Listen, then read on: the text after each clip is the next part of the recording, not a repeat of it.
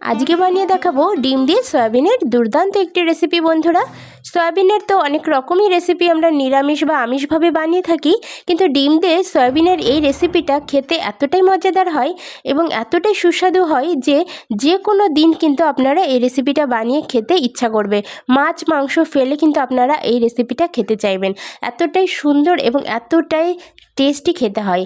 তো কথা না বাড়িয়ে পুরো ভিডিওটা দেখলে আপনারা বুঝতে পারবেন যে সত্যি একটা অনবদ্য রেসিপি। বন্ধুরা, সবাইকে ভিডিওটা শেষ পর্যন্ত থাকার জন্য অনুরোধ করছি। তো চলুন ঝটপট দেখে নিই কীভাবে বানাচ্ছি আজকের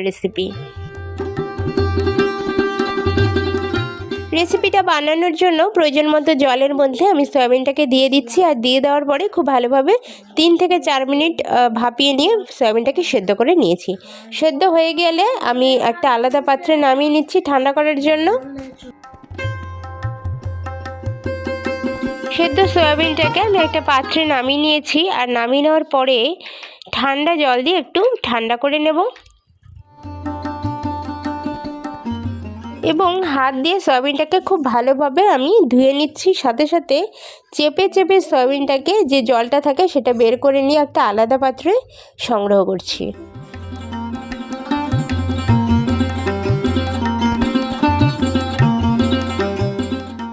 সয়াবিনের মধ্যে যদি জল থাকে সেই সয়াবিনটা কিন্তু খেতে ভালো লাগে না, পানসে পানসে টেস্ট আসে।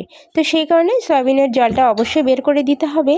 আর এবার দেখুন আমি দুটো ডিম ফাটিয়ে নিয়েছি, আর ফাটানো ডিম দুটোকে আমি সয়াবিনের মধ্যে অ্যাড করে দেব। ডিম দেওয়ার পরে এখানে প্রয়োজন মতো নুন অ্যাড করে দিচ্ছি। নুন বা লবণটা দিয়ে দেওয়ার পরে আমি দিয়ে দিচ্ছি হলুদের গুঁড়ো। নুন, লবণ এবং হলুদের গুঁড়ো দিয়ে আমি যে ডিমটাকে দিয়েছি সেটাকে হাত দিয়ে খুব ভালোভাবে সয়াবিনের সাথে মেখে নেব। হাত দিয়ে এই কাজটা করব, এতে করে কিন্তু ভালোভাবে মাখানো সম্ভব হবে। চামচ দিয়েও কিন্তু করা যাবে, তাতেও কিন্তু কোনো অসুবিধা নেই। সয়াবিনটাকে মেখে নিয়েছি, এবার আমি 3 থেকে 4 মিনিটের জন্য রেস্টে রেখে দিচ্ছি। আর এদিকে একটা কড়াই গরম করে নিয়ে তাতে আমি সর্ষের তেল অ্যাড করে দিয়েছি 2 টেবিল স্পুন মতো। সর্ষের তেলটাও খুব ভালোভাবে গরম করে নেব এবং এর মধ্যে যে ম্যারিনেট করা সয়াবিন সেটাকে দিয়ে দেব। এবার খুব ভালোভাবে সয়াবিনটাকে আমি ভাজবো, আর ভাজার জন্য এখানে গ্যাসের ফ্লেমটাকে কিন্তু লো রেখে ভাজতে হবে, যাতে করে সয়াবিনটা তাড়াতাড়ি পুড়ে না যায়। যেহেতু সয়াবিনের গায়ে কিন্তু ডিম মাখানো আছে, বেশি করে গ্যাসের ফ্লেমটা দিলে তাড়াতাড়ি করে ওপরের কালারটা কিন্তু পরিবর্তন হয়ে যাবে। সেই কারণে গ্যাসের ফ্লেমটাকে লো রেখে আমরা ধীরে ধীরে সয়াবিনটাকে ভেজে নেব। 5 থেকে 7 মিনিট মতো নাড়াচাড়া করার পরে সয়াবিনটা কিন্তু একটু ব্রাউনিশ কালার চলে আসবে এবং এই সময় কিন্তু সয়াবিনটাকে নামিয়ে নিতে হবে। মানে সয়াবিনের গায়ে যে ডিমটা রয়েছে সেটা কিন্তু সম্পূর্ণভাবে ভাজা হয়ে যাবে। ভাজা হয়ে যাওয়ার পরে সয়াবিনটাকে নামিয়ে নিতে হবে। তো আমি একটা আলাদা পাত্রে সয়াবিনটাকে প্রথমে নামিয়ে নিচ্ছি। কড়াইটাকে আমি ভালো করে ধুয়ে পরিষ্কার করে নিয়েছি এবং তার মধ্যে 1 টেবিল স্পুন মতো সর্ষে তেল অ্যাড করে দিচ্ছি। আজকের রেসিপিটা আমি সর্ষে তেলেই করছি, তবে আপনারা যে কোনো তেলেই করতে পারেন। সর্ষে তেলে করলে রেসিপিটা একটু বেশি বেটার হয়।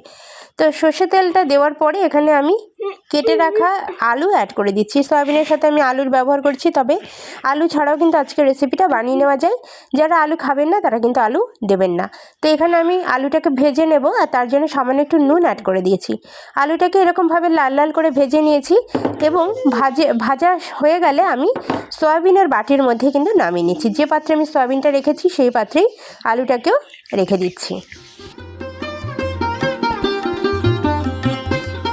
ফিরে এলাম কড়াইয়ের কাছে। কড়াইতে অবশিষ্ট তেলের মধ্যে আমি আরও 1/2 টেবিল স্পুন মতো সর্ষের তেল অ্যাড করে দিয়েছি। তেলটা দেওয়ার পরে খুব ভালোভাবে একটু গরম করে নেব নাড়াচাড়া করে। যে কোনো রান্নার সময় তেলটাকে একটু ভালোভাবে গরম করে নিতে হয়, এতে করে রান্নার মধ্যে কিন্তু কোনো রকম কাঁচা তেলের গন্ধ থাকে না। তো তেলটা গরম করে নেওয়ার পরে এখানে আমি শুকনো লঙ্কা, তেজপাতা ফোড়ন দিয়েছি, আর তার সাথে দিয়ে দিচ্ছি গোটা গরম মশলা। যেহেতু আজকে আমরা সয়াবিনের সাথে ডিম দিয়ে রান্না করছি, সে কারণে কিন্তু গরম মশলা ফোড়নটা দিলে খুব ভালো একটা স্মেল আসবে, ফ্লেভারটা খুবই সুন্দর আসবে। সে কারণে গরম মশলায় যে যে জিনিসগুলো থাকে, দারচিনি, এলাচ এবং লবঙ্গ, সেই জিনিসগুলো কিন্তু অ্যাড করে দেওয়া হয়েছে। অ্যাড করে দিচ্ছি একটা গোটা পেঁয়াজ, আমি বেটে নিয়েছি মিক্সিং জারের মধ্যে। গোটা পেঁয়াজ বাটাটাকে একটু জলের সাথে মিশিয়ে আমি কিন্তু অ্যাড করে দিচ্ছি। ভালোভাবে পেঁয়াজ বাটাটাকে একটু তেলের ওপরে ভেজে নেব, একটু কালারটা পরিবর্তন হওয়া পর্যন্ত কিন্তু ভাজতে থাকতে হবে।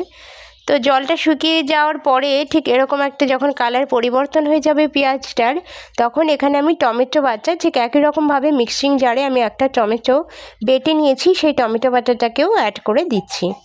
টমেটো বাটা এবং পেঁয়াজ বাটা দুটোকেই তেলের ওপরে একটুখানি নাড়াচাড়া করে ভেজে নেব। কাঁচা যে গন্ধটা সেটা চলে যাওয়া পর্যন্ত একটু নাড়াচাড়া করতে থাকতে হবে।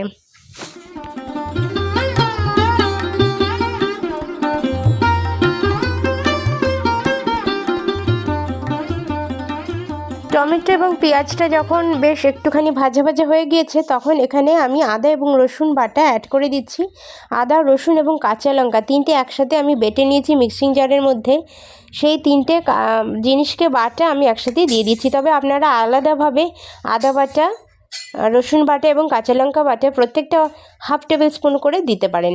আমি একসাথেই দিয়ে দিচ্ছি। এবার দিয়ে দিচ্ছি 3-4টে গুঁড়ো মশলা। যেমন প্রথমে দিয়ে দিচ্ছি হলুদের গুঁড়ো, তারপরে দিয়ে দিচ্ছি জিরের গুঁড়ো, দিয়ে দিচ্ছি কাশ্মীরি লাল চিলি পাউডার। এই কটা জিনিস দেওয়ার পরে একটুখানি ভালোভাবে নাড়াচাড়া করে নেব এবং তেল ছাড়া পর্যন্ত মশলাটাকে কষিয়ে নেব। এখানে আমি একটু জল অ্যাড করে দিলাম যাতে মশলাটা ধরে না যায়, সে কারণে একটু জল দিয়ে মশলাটাকে কষিয়ে নেব এবং তেল ছাড়া পর্যন্ত কিন্তু নাড়াচাড়া করতে থাকবো। মশলা থেকে দেখুন তেল ছেড়ে দিয়েছে। এই সময় এসে আমি সয়াবিন এবং আলুটাকে অ্যাড করে দিচ্ছি। সয়াবিন আর আলুটা আমি কিন্তু অলরেডি আগে ভেজে রেখেছিলাম। সে ভাজা সয়াবিন এবং আলুটাকে অ্যাড করে দিয়ে খুব ভালোভাবে কন্টিনিউ নাড়াচাড়া করতে থাকতে হবে। আর এখানে যাতে শুকনো শুকনো না হয়ে যায় সেই কারণে কিন্তু জলের ছেটা ফোঁটা দিয়ে কিন্তু মশলাটার সাথে সয়াবিন এবং আলুটাকে আরও বেশ 5 থেকে 6 মিনিট কষিয়ে নিতে হবে।